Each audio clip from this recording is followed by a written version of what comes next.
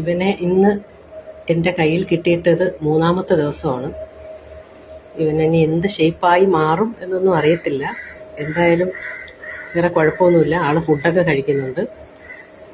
ഇതാണ്ടേ അവൻ്റെ പാത്രം, അവൻ്റെ കൂടെ ഇതാണ്.